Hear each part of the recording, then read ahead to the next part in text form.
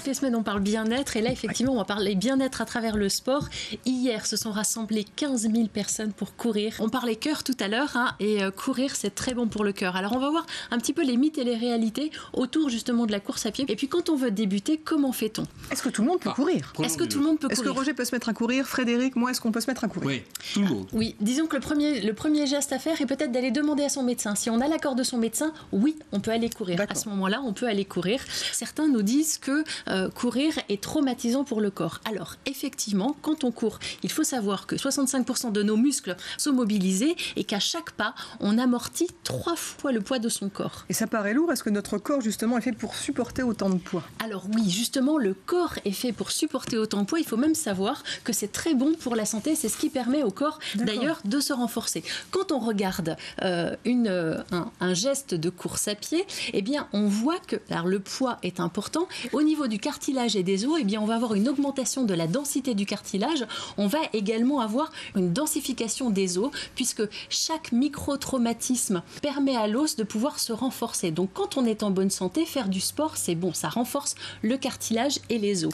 Et quand on regarde même la colonne vertébrale, vous voyez, il y a un petit disque central au milieu.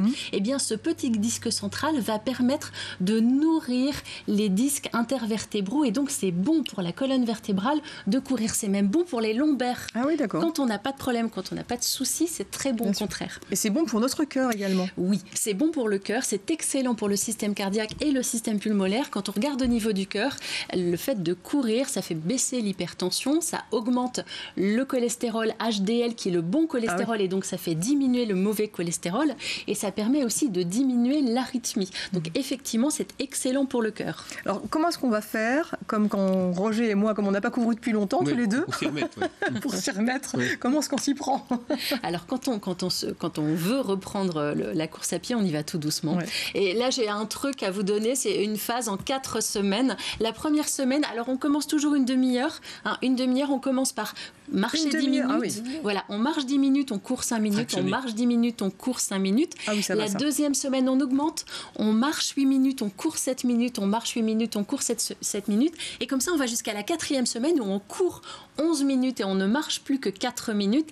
Et le mois suivant, on est prêt pour courir une demi-heure. Et si on arrive à maintenir ce rythme-là, eh bien, c'est très bon pour la santé. Moi, ça me paraît gérable, ça. Roger, on va y aller. On devrait essayer d'arriver. Je te propose que tu commences et puis tu me racontes et puis je continue. Je te dis si ça marche.